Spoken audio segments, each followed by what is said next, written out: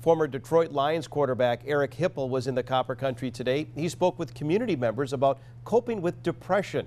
TV6's Houghton Hancock Bureau reporter Sarah Blakely talks with Hipple about how he dealt with his personal hardships. After 10 years of playing in the NFL, Lions quarterback Eric Hipple faced a tough transition, going from football full-time to trying to succeed in a career with a degree he hadn't used in a decade. Just 3 years after surviving his own suicide attempt, Hipple's 15-year-old son died to suicide, bringing up a term Hipple had for so long refused to acknowledge: depression. I found out that there are some answers out there.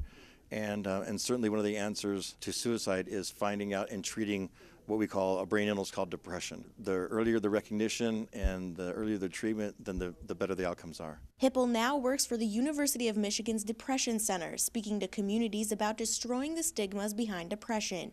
He says just like in football, what you don't know can hurt you. You know, it's really hard to understand something if you've never experienced it.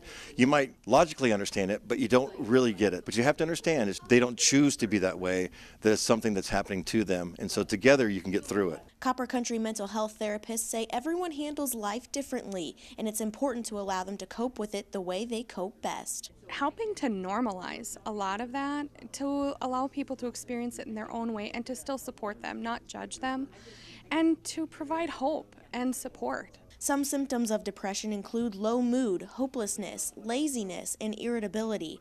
The best way to help someone cope with depression is to be a strong support system. We're all people, we all process, we all need that time to talk about how we're feeling and being open to that. You can survive and you can thrive in life. Sarah Blakely, TV6 News, Houghton.